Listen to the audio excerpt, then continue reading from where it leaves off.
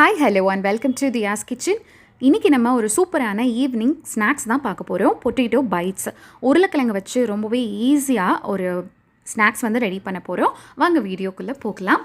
இப்போ நான் அதுக்கு உருளைக்கிழங்கு வந்து பாயில் பண்ணி எடுத்து வச்சுருக்கேன். 4 உருளைக்கிழங்கு எடுத்து வச்சுருக்கேன். இதை வந்து தோலெல்லாம் எடுத்துடலாம். தோல் எடுத்துகிட்டு இந்த உருளைக்கிழங்கு மட்டும் ஒரு மிக்சர் ஜாரில் போட்டுக்கோங்க.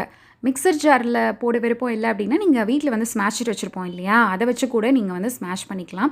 என்ன ஒன்றுனா ஸ்மாஷரில் வந்து நம்ம வந்து இதை நல்லா பிளெண்ட் பண்ணுறப்போ அது லைட்டாக லம்ப்ஸ் இருக்கும் அங்கங்கே. ஸோ அதனால் மிக்சர் ஜாரில் போட்டுக்கோங்க.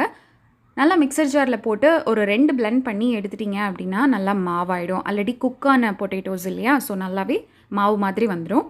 இதை வந்து ஒரு பவுலில் வந்து நம்ம ட்ரான்ஸ்ஃபர் பண்ணிக்கலாம்.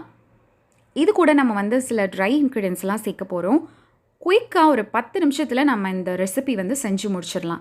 இப்போ வந்து 3 டேபிள் ஸ்பூன் அளவுக்கு கார்ன்ஃப்ளவர் சேர்த்துக்கிறேன். கார்ன்ஃப்ளவர் போட்டு லைட்டாக மிக்ஸ் பண்ணி விட்டுக்கிறேன். ஏன்னா உருளைக்கிழங்கு வந்து அந்த மாவோட ஒட்டுறதுக்கு கொஞ்சம் கஷ்டமாக இருந்தது, அதனால் ஃபர்ஸ்ட்டே அதை மிக்ஸ் பண்ணிவிட்டேன். அடுத்து வந்து 5 டேபிள் ஸ்பூன் அளவுக்கு கடலை மாவு சேர்த்துக்கிறேன். 1 table spoon Kashmiri chilli powder சேர்த்துக்கிறேன். 1/2 டீஸ்பூன் அளவுக்கு மஞ்சள் தூள், தேவையான அளவு உப்பு, அது கூட கொஞ்சம் வெட்டின வெங்காயம் சேர்த்துருக்கேன். அப்புறம் கொத்தமல்லி தழை கொஞ்சமாக சேர்த்துருக்கேன். நீங்கள் காரத்துக்கு ஏற்ற மாதிரி நீங்கள் சில்லி பவுடர் வந்து நீங்கள் சேர்த்துக்கலாம். நான் காஷ்மீரி சில்லி பவுடர் தான் சேர்த்துருக்கேன். குழந்தை இருக்குது வீட்டில், ஸோ அது வந்து காரம் இல்லாமல் சாப்பிடணும் அப்படின்றதுக்காக காஷ்மீரி சில்லி பவுடர் சேர்த்துருக்கேன். இப்போது எல்லாத்தையும் நல்லா மிக்ஸ் பண்ணிட்டோம் அப்படின்னா ஒரு வடை, நம்ம உளுந்த வடை போடுவோம்ல, அந்த மாதிரி மாவு வந்து நமக்கு வந்துடும்.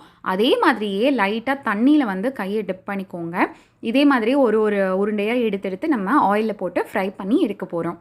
நம்ம உளுந்த வடை போடுவோம் இல்லையா, லைட்டாக தண்ணியில் கை விட்டுட்டு அதுக்கப்புறம் அந்த மாவு எடுத்தோன்னா கையில் ஒட்டாமல் வரும். அவ்வளோதான். ரொம்பவே சிம்பிளான இன்க்ரீடியன்ஸை வச்சு ரொம்பவே குயிக்காக டீ போடுற டைமுக்குள்ளே நம்ம இந்த ஸ்நாக்ஸை வந்து செஞ்சு முடிச்சிடலாம். வீட்டில் கண்டிப்பாக இதை ட்ரை பண்ணி பாருங்கள். ஒரு டிஃப்ரெண்ட்டான ஒரு ரெசிபி. நார்மலாக வந்து கட்லெட் எல்லாத்துக்குமே வந்து நம்ம உருளைக்கிழங்க பாயில் பண்ணிவிட்டு ஸ்மாஷ் பண்ணி செய்வோம் இல்லையா, ஸோ அந்த மாதிரி தான் இதுக்கு வந்து அரைச்சி செஞ்சுருக்கோம். இது ஒரு டிஃப்ரெண்ட்டான ஒரு டேஸ்ட்டாக இருந்தது. இப்போ நம்மளோட பொட்டேட்டோ பைட்ஸ் வந்து ரொம்பவே குயிக்காக சூப்பராக ரெடி ஆகிடுச்சு. நல்லா க்ரன்ச்சியாக கிறிஸ்பியாக இருக்குது.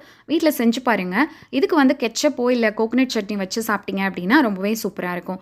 குயிக்காக டீ போடுற டைமில் உருளைக்கிழங்கு போண்டா சூப்பராக ரெடி பண்ணிட்டோம். இன்னொரு நல்ல வீடியோவில் உங்களை நான் மீட் பண்ணுறேன். தேங்க்யூ ஸோ மச் ஃபார் வாட்சிங். Take care and bye bye.